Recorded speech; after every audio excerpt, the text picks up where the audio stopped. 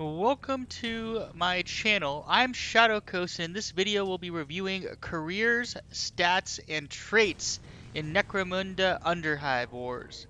Before we begin, I am trying to grow my channel and appreciate a subscribe and thumbs up. As you can see, we're setting up a new gang and have only selected our leader. To recruit a new fighter, we click on the recruitment button in the top left, which opens the recruitment menu.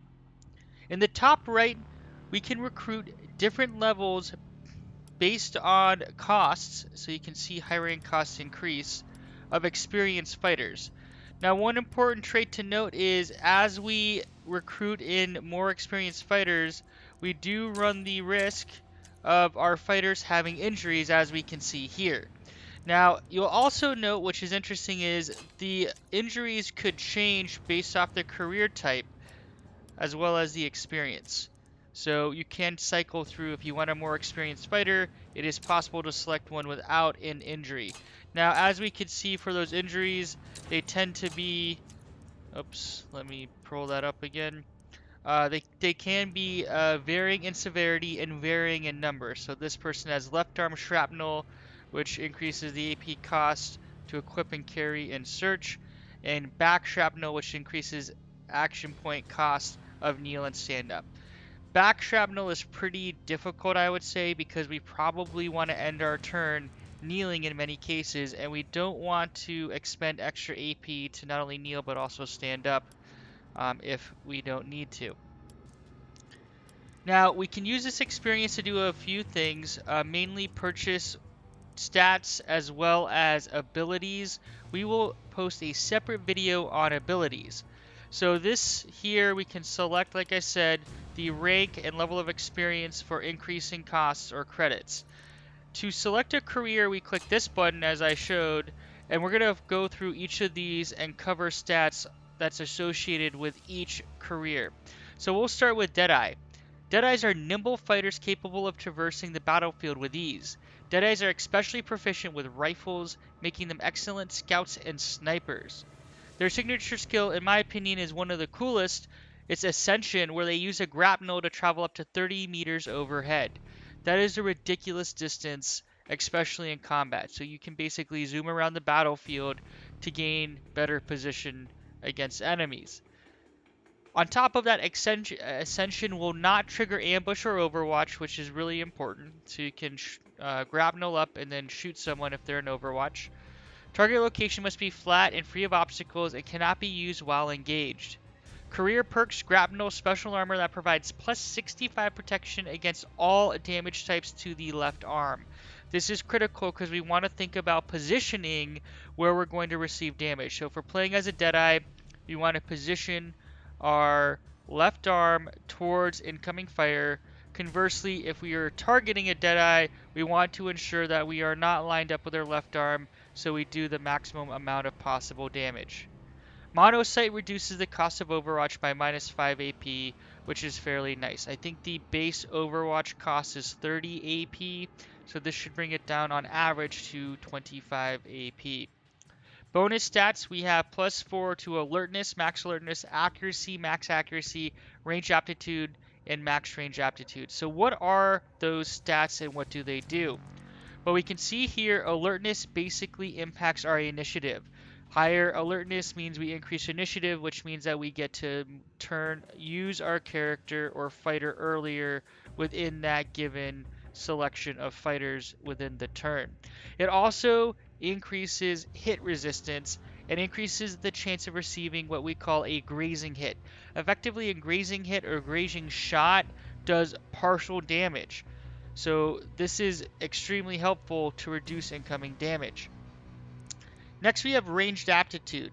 Now, ranged aptitude and accuracy, it's actually interesting how they set this up, and it's important. They're important to understand the distinction.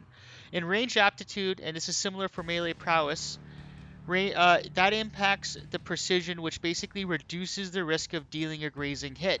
So higher ranged aptitude will counteract an enemy character with high alertness. It also allows us to bypass or reduce the evasion of the target we are targeting. So this is very critical because effectively ranged aptitude increases the likelihood that our shot lands on our enemies. Accuracy, on the other hand, is all about critical hit chance for both melee and range. So that's a pretty important distinction between the two, because originally I wouldn't necessarily peg accuracy as impacting critical hit chance. I would actually think accuracy would be more likely to be what range aptitude is in converse. So just make sure you know the difference, so when you're leveling this up, you know what you're doing and why you're doing it. Alright, now on to the Brawler class. Brawlers are tough fighters who revel in close quarter combat. Brawlers belong on the front lines where they can disrupt enemy ranks and assist allies in need. Their signature skill is Death from Above, where the fighter can jump down to create an area of effect blast that deals 46 to 63 damage to all fighters within a 5-meter radius. Now notice how it says all fighters. So that means that there is friendly fire. So we just want to make sure that when we're Death from Above, we're really focused on hitting enemy fighters and not our own. This attack ignores ranged evasion and cannot deal graze, so we're basically getting a solid level of damage on the targets. All targets receive the mechanical debuff, and the fighter is stunned. Career perks: Arm Guards, special armor that provides plus 45% protection against all damage types to both arms. So this will be important that we want to, more often than not, kneel to try to increase the probability that incoming damage will hit our arms versus our head or torso or legs, basically protecting our legs by kneeling. Vigilant reduces the cost of ambush by minus 5 AP. One comment I will say, playing through the main storyline campaign, ambush, which is basically like the melee fighter Overwatch, has a much further range than I would expect, so it's actually very viable to use in cover. I thought you would have to do it within 5 meters. I think it's actually 10 or 15 meters, but we will have to double check those numbers. Bonus stats: plus 4 melee prowess, max melee prowess, willpower, max willpower, toughness, and max toughness. So starting with toughness, toughness impacts the healing we receive from all sources. So med stations, if we're carrying consumables, and this is important because we expect our brawlers or melee fighters to take damage as they close the distance. That's normal. So getting in, being able to take a lot of damage and then heal right back up is super critical. It also impacts critical hit resistance, which reduces the chance of suffering a critical hit when suffering any type of attack. That's also important, so while we'll be receiving damage, we'll reduce the probability with high toughness of having that damage be critical, allowing us to take more hits. Next, we have willpower, and this is actually fairly important. This increases the chance of removing one offensive, defensive, or skill debuff on turn start. The reason this is so important is that in many cases, brawlers will be actively targeted, and they're going to suffer a series of debuffs, so the probability of us removing one of those debuffs at the start of our turn will be very important. Also, it reduces reduces the chance of being staggered or being stunned. Again, that's also critical when you're trying to close that distance. We don't want to lose important movement points or action points as we close the distance. And then finally, we have melee prowess, which is similar to range aptitude, only for melee attacks. So reducing the chance of a grazing hit and reduces the evasion of a target against our melee attacks. So when we think about these, I would tend to favor melee prowess to make sure that our attacks hit, but we also want to balance toughness and willpower on the offset as we build our brawler characters. Heavy. They're large fighters capable of wielding the heaviest weaponry. The mere presence of a heavy is enough to inspire nearby allies and sow fear among foes. Their signature skill is Heavy Barrage, which requires a loaded heavy weapon, and it will attack or trigger as long as the target is 50% visible. You basically guard a zone below where enemies are targeted. Targets are attacked for every 3 meters moved inside the zone. So basically, if we want to lock down an important entry or exit or pathway, our heavy is our best choice to do this with Heavy Barrage. However, once performed, the user is unable to move or use equipped weapon, drop item, jump, vault, or kneel. So once we use Heavy Barrage, you're basically locked into covering that area. The stance is only activated at the end of the turn, and the stance ends on weapon jam or if a user is engaged. So this is actually really important as we think about our weapon and the need to manage field repairs.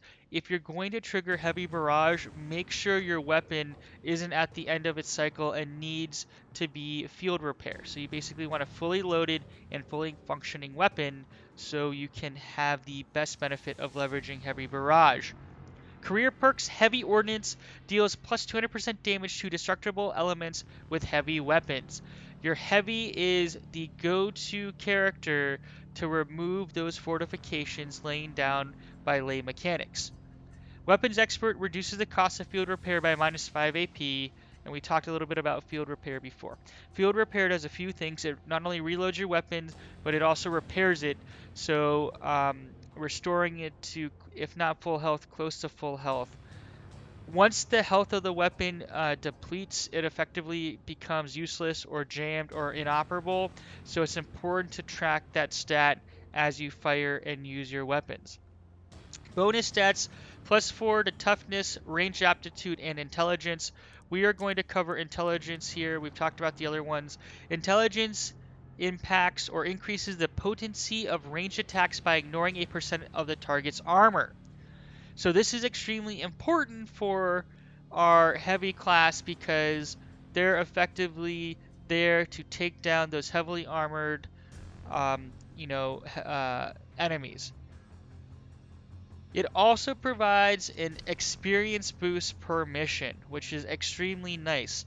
Now, this is an interesting stat because it's one that we want to have at least a few points in to make sure that we're getting experience. I haven't toyed with it enough, but I would say that at a certain point earlier on, we probably want most of our fighters to have at least 5 intelligence, because I believe for each intelligent point you have, that's the amount of bonus experience you have at the end of a mission. So the reason I'm saying 3 to 5 for every fighter early on is that will pay dividends over time, because we need that experience to level up stats and purchase abilities and skills.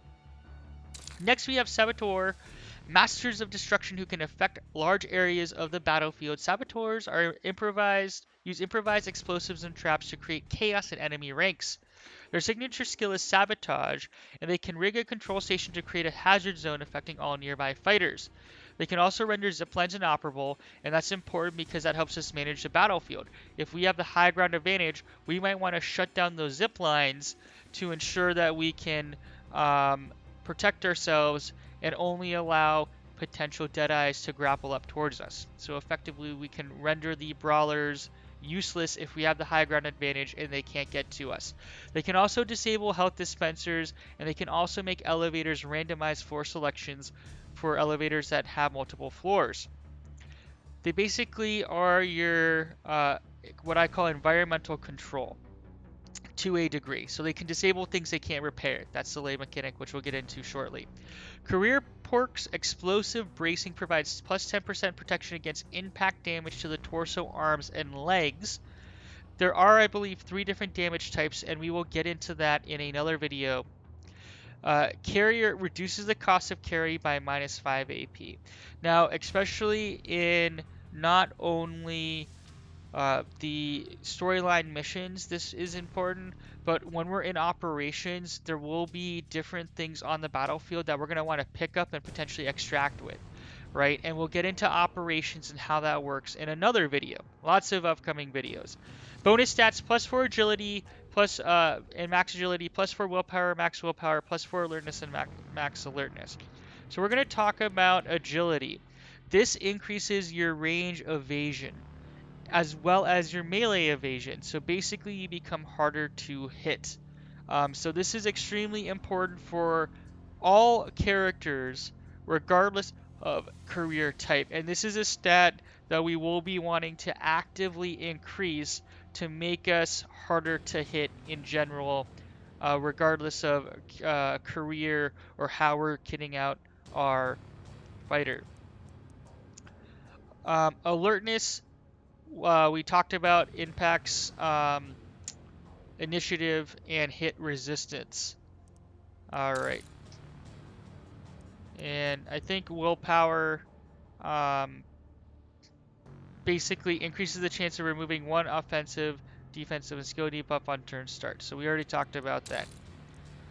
Lay Mechanic. Engineers devoted to the machine god, lay mechanics build fortifications and bless or curse weaponry in battle. Their signature skill is Tinker, and they can permanently shut down sabotage control stations. They can repair sabotage health dispensers, and they can repair sabotage zipline connections. So effectively, they can counteract the saboteurs. I view the saboteur and lay mechanic as basically environmental or map control type characters. They also have servo arm as a career perk. So basically, one of their arms is devoted to a servo arm. You can't replace that. And that provides special armor that provides plus 45 protection against all damage types to the left arm. So effectively, we want to line up our left arm on incoming damage. And when we're targeting a lay mechanic, we want to make sure that we're not going to be firing into their left arm because we're going to want to maximize our damage output. They also have strong arm, which reduces the cost of disengage by 5 AP. Their bonus stats are intelligence, strength, and melee prowess. Now, lay mechanics are kind of interesting. You can kit them out in a few different ways. If you like melee, you can do melee. It is important that they can only hold one weapon because one arm is devoted to the servo arm. But there's some cool abilities which we'll get into again in a different video. So that brings us to traits. What are traits? And we'll choose the lay mechanic. So this lay mechanic has back shrapnel. Traits are on the right side, and we can select basically 3 traits from 3 major trait skill trees. So the first tree is physical, and in physical we have resilient, athletic, healthy, and agile.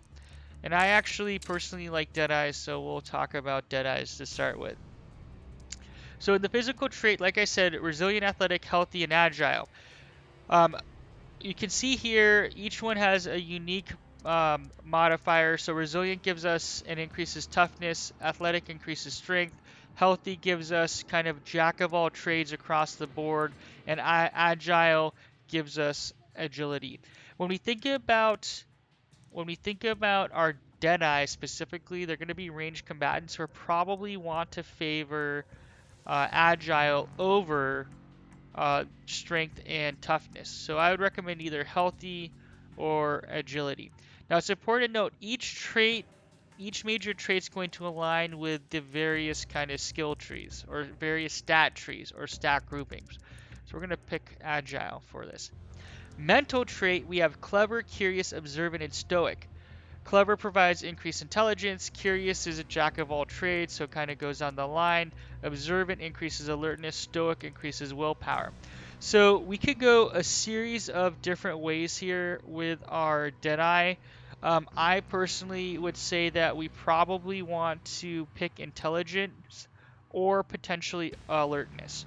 So I would probably focus on clever or willpower. You could go curious if you want to go through.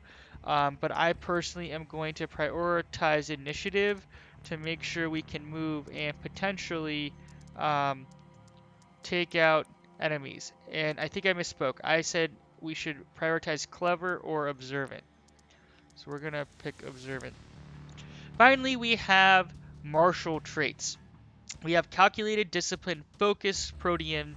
You can see here that it's the same. We increase accuracy, we can increase melee prowess, we can increase range aptitude, or we can go kind of jack of all trades across the board. Now, while I like crit damage, I tend to play a little conservatively, so I'm going to focus in general on range aptitude, because that's going to pay dividends and make sure that we can hit our target and do damage. So those are career stats and traits in a slightly longer video than I expected. As always, I appreciate a subscribe and thumb up if you find this content helpful. I am trying to actively grow my channel, and I hope to see you in the Underhive. Please be sure to check out other videos. I will be posting a series of them. Thanks for watching. Shadow Coast out.